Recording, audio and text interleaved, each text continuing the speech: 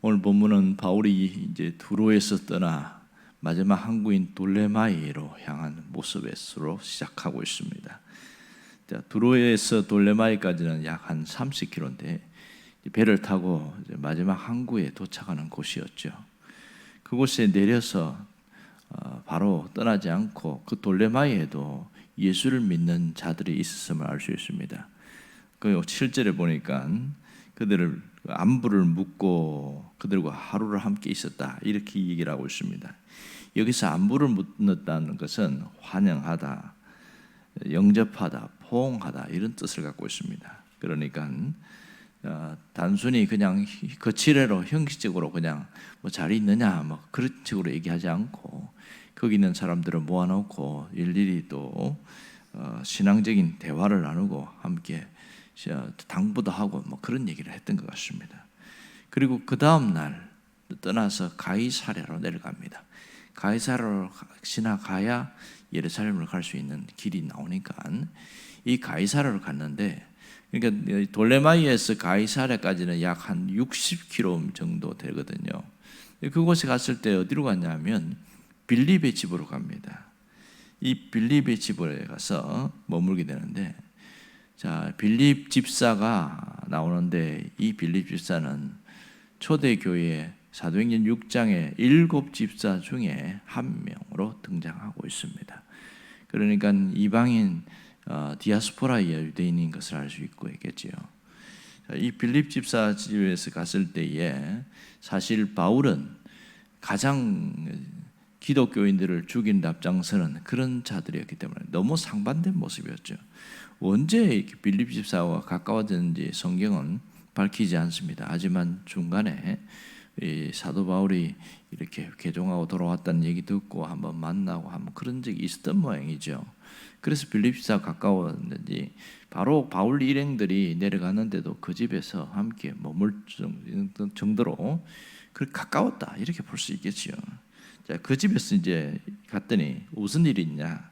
오늘 9절에 보니까 그 집에도 딸이 넷이 있는데 다 예언하는 자다, 이렇게 이야기합니다. 그러니까 빌립 집사에게 4명의 딸들이 있는데 다 예언의 은사를 받은 자들이었다, 그런 얘기인 것이죠. 거기서 이제 여러 날을 머물렀습니다. 빌립 집사하고도 뭐 대화하고 또 가이사랴에도 믿는 사람들이 있으니까 그들도 만나고 뭐 그렇게 된 모양입니다. 그런데 그 아가보라는 사람이 옵니다. 저 유대에서부터 내려오는데 10절에 보면 11절 사이에 보면 이 아가보라는 선지자가 내려와서 여기에서 예언을 하는데, 바울이 이제 허리띠를 메고 있던 그 띠를 좀 달라 이렇게 해서 그걸 갖고 자기 손발을 묶는 거예요. 손발을 묶고 뭐라고 그러냐면 성령께서 나에게 말씀해 주시는데 지금 예루살렘에 가면 이 띠의 임자가처럼 손발을 묶는 것처럼 그렇게 체포돼서 감금될 거다, 뭐 그런 예언을 한 거죠. 이 아가보는 대단한 예언자였습니다. 당시 사도행전 11장 28절에 보면 예루살렘의 주변에 대흉년이 있을 것이라고 딱 예언했는데 정말로 예언한 것처럼 흉년이 와서 어마어마하게 어려움을 당하는 그런 일들이 있었습니다.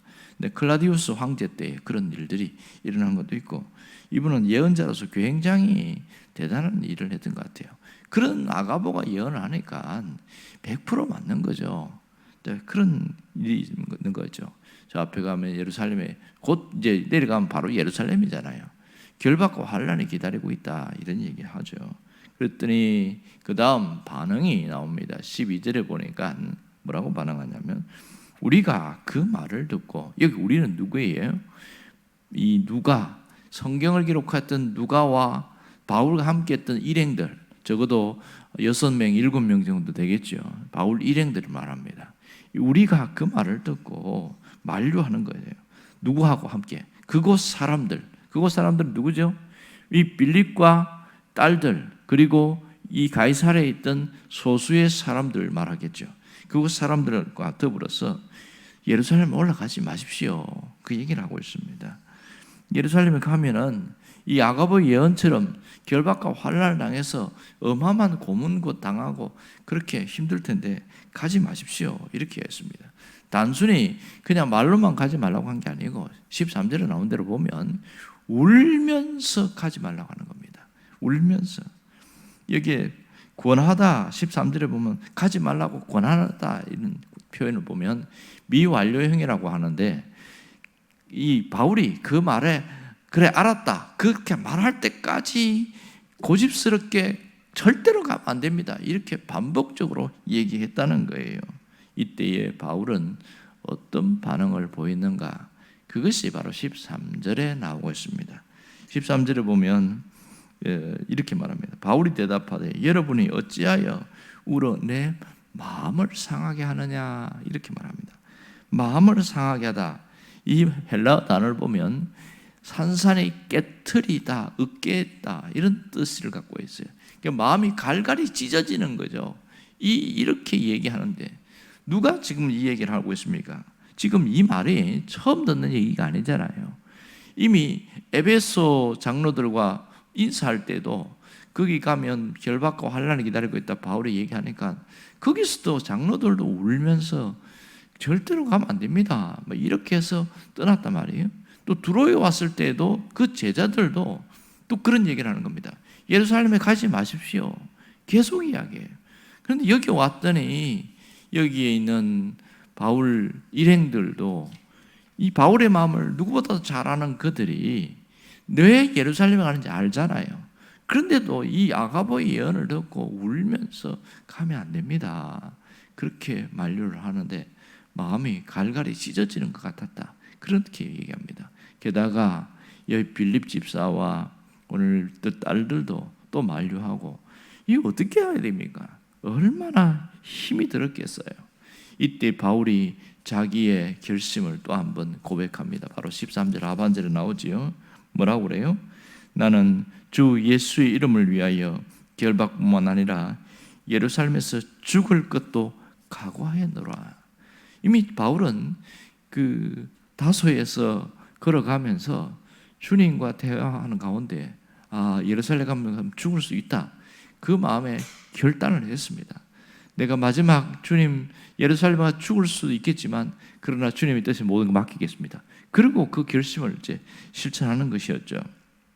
자, 여기서 우리가 주목할 것은요. 전도자 빌립의 모습입니다. 이 전도자 빌립, 당시의 전도자 빌립은 7 집사였고 사도행전 8장에서는 사마리아 대부흥운동을 일으키는 어마어마한 사람이었습니다. 그러니까 청년일 때의 이 전도자 빌립은 단순한 그냥 정도가 아니고 사도들보다 더 위대한 일을 해낸 거죠. 자, 사도들이 해내지 못했던 사마리아 전도를 전도자 빌립이 하면서 그 큰 사마리아 성에 어마어마한 대부흥운동이 일어났습니다. 오죽하면 그 예루살렘에서 그 소식을 듣고 베드로와 요한이 파견을 나갔어요. 얼마나 큰 소식이 들리니까 그걸 갔더니 정말로 엄청난 일들이 일어나니까 가서 일일이 안수하니까 막 폭발적인 일들이 일어나는 거예요. 그러면서도 이 베드로와 요한은 거기 머물지 않고 다시 예루살렘 돌아옵니다. 근데 나머지 모든 그 일들을 누가 하냐? 이 전도자 빌립이 일일이 사람들 다니면서 거기서 합니다. 아마도 성령께서 그를 불러내지 않았다면 그 사마리아에 있으면서 거기서 교회를 크게 세우고 그 교회의 지도자로 활동할 수 있었을 거예요. 그런데 그 열심히 활동할 때에 성령께서 갑자기 콕 집어서 너 거기 있지 말고 저 밑에 있는 그 유대 땅 그 길로 광야길로 가라. 갑자기 그러시는 거예요. 밑도 끝도 없이 그 일을 시키는데 거기에 두 말도 토를 달지 않고 그 광야로 가는데 누구를 만나라고 하는지 안 가르쳐 주는 거예요. 그냥 가라. 그래서 가다 보니까 마침 예루살렘에서 예배하고 우리가 말하면 제사 드리고 내려가는 에티오피아 여왕의 내시를 만납니다. 내시를 만났는데 수레를 타고 가고 있는 거예요. 그걸 보고서 어슬렁어슬렁 가지 않고 막 단숨에 달려가서 그 내시에게 가서 이야기합니다.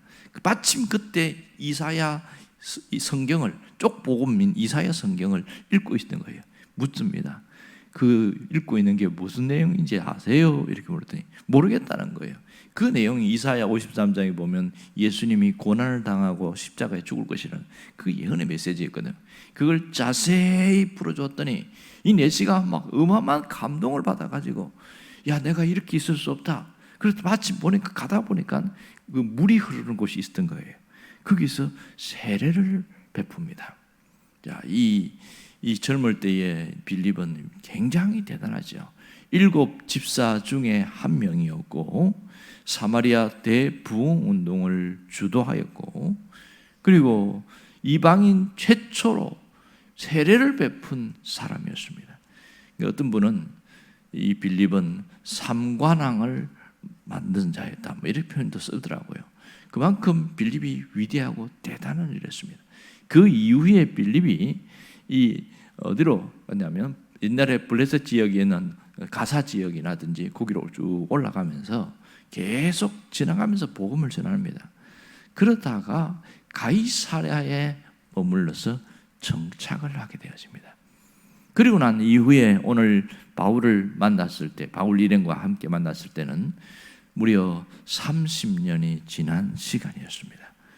물론 바울은 그 중간에 또 기독교로 개종하긴 했습니다만은 30년이 지난 때 만났으니까 이 빌립 집사는 나이가 상당히 많다는 것을 알 수 있습니다. 근데 여기서 이제 만나서 대화하고 하는데 이 아가보의 예언을 듣고 다른 사람도 그렇지만 빌립 집사가 한사코 만류를 했다는 것에 우리가 여기서 주목해 보아야 됩니다. 자, 빌립 집사가 예전 젊었을 청년 시절이었다면 이 예언의 아가보 예언을 듣고 어떻게 행동했을까요?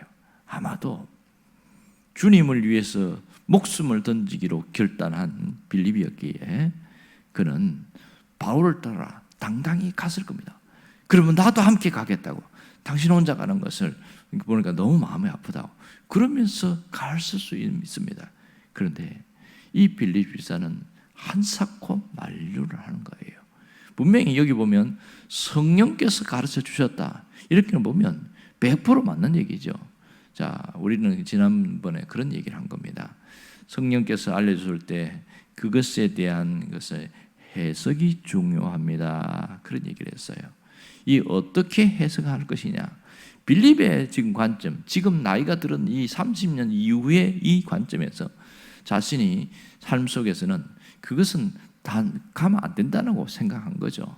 왜 이렇게까지 되었을까? 가만히 보세요. 이 빌립이 가이사랴에 지금 살고 있는데 4명의 딸과 함께 살고 있습니다. 그런데 바울 일행 7, 8명 된다고 그랬잖아요. 이 바울 일행 전체와 같이 있으려면 집이 작아서는 그 집에 머물 수가 없겠지요. 적어도 집이 상당히 크다는 걸 알 수 있습니다. 게다가 이 유대에서 온 아가보 선지자를 맞이할 정도면 적어도 집이 여러 칸에 있지 않으면 만지를 할 수가 없는 거죠. 그러니까 빌립은 이 가이사랴에서 아주 유복한 생활을 하고 있었습니다. 그러면서도 전도자라는 별명을 갖고 오늘 성경에도 보면 전도자라는 이름이 나옵니다. 전도자 빌립이라고 표현하는 것은 아마도 예수님의 제자인 사도 빌립과 구분하기 위해서 했던 것 같아요. 그만큼 빌립이 이렇게 유명하긴 했는데 그러나 결정적으로 사도 바울과의 만남 속에서 보면 그는 그냥 하나의 명목상 그리스도인이었을 뿐이지 그 속에는 진정한 십자가를 가진 십자가의 뜨거운 그 가슴을 품은 그런 그리스도인이 아니었다는 것이죠. 여기에 보는 것처럼 그 속에서 뭐가 사라졌어요? 예수님의 십자가가 사라진 겁니다. 빌립의 입 속에서는 말과 그의 마음 속에는 신앙 속에는 십자가가 있을지 몰라도 진정한 십자가의 삶은 없었다는 거죠.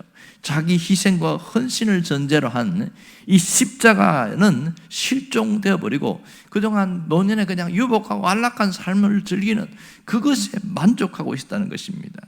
여러분, 우리가 십자가는 단순한 구호가 아니라 우리의 삶이라는 것을 잘 깨달아야 됩니다. 젊은 시절에 주님의 은혜를 받고 그렇게 대부흥운동을 일으키는 폭발적인 역사를 일으키고 했던 그 빌립이라 할지라도 나이가 들어서는 신앙이 점점 약화돼서 바울과 만났을 때는 완전히 거꾸로 역전돼 버린 그런 모습을 보고 있습니다. 하지만 바울은 그가 사도행전 9장에서 주님을 만난 이후에부터 지금 복음을 전하는 이 과정을 보세요. 그 수년이 지났잖아요. 그러니까 바울이 개종한 이후에 13년간 다소에서 고향에서 그렇게 묻혀있는 생활을 지냈고, 또 아라비아 사막에서 3년을 지나고, 그러다가 이제 그 안디옥 교회로 이제 파송을, 공동 목회자로 파송을 받잖아요. 그렇게 하는데, 그러다가 이제 또 하나님께서 강권적으로 역사하셔서 이제 전도자로서 삶을 사는데 1차 전도여행, 2차 전도여행, 3차 전도여행. 이 전도여행이 무려 13년이라는 기간이 지나니까 바울도 거의 20몇 년 이상이 훌쩍 지난 시간이겠죠. 이때의 빌립과 비교하면 신앙이 완전히 다른 것을 알 수 있습니다. 바울은 그때부터 변함없는, 다시 말해서 초지일관한 그런 모습으로 신앙을 가지고, 주님이 마지막 너는 저기 예루살렘 가면 결받고 환난이 기다리고 있다, 그럴 때도 그것을 기꺼이 받아들이잖아요. 내가 말해 예루살렘에 가면 죽을 수도 있다, 하지만 나는 주님을 위해서 그것을 가련다, 그러면서 가는 것이죠. 오늘 빌립 집사는 바울의 이 결단과 이런 말을 듣고 아마도 자신의 잘못을 돌이키고 새롭게 깨달았을 가능성이 굉장히 많습니다. 그랬다면 그는 마지막 말년은 정말 새롭게 주님의 잃어버렸던 그 신앙의 감격, 그 십자가의 뜨거운 열정을 다시 회복하고 새롭게 그렇게 아름답게 생을 마감할 수도 있었을 겁니다. 오늘 우리가 이것을 깊이 생각해야 됩니다. 믿음은요, 시작도 중요하고 과정도 중요합니다. 하지만 더 중요한 것은 끝이 더 중요하다는 거예요. 마지막까지 예수 십자가 붙들고 살아가는 그 신앙이 얼마나 중요한지 모릅니다. 수많은 사람들이 예배당에 나오지만 명목상 그리스도인으로 살아가는 사람들이 대부분이에요. 주님의 십자가, 그러니까 자기 희생과 헌신을 수반한 그 십자가의 삶을 살려고 하지 않는다는 것이죠. 주님이 원하는 것은 누구입니까? 십자가 붙들고 살아가고 그 십자가를 의지해서 살아가는 진정한 신앙인 겁니다. 이런 사람만이 오늘을 사는 진정한 신앙인이 되는 것이죠. 우리의 믿음은 과거형으로 끝나서는 안 됩니다. 진짜 믿음은 현재, 지금 신앙이 중요한 거예요. 현재 진행형으로 이어지는 그 신앙만이 우리 삶을 새롭게 한다는 겁니다. 오늘 이 바울의 모습, 그리고 빌립의 모습, 양서로운 모습을 바라보면서 오늘 내가 어떻게 살아갈 것인가, 어떤 신앙으로 세워질 것인가를 깊이 묵상하고 기도할 수 있기를 간절히 바랍니다. 기도하겠습니다. 우리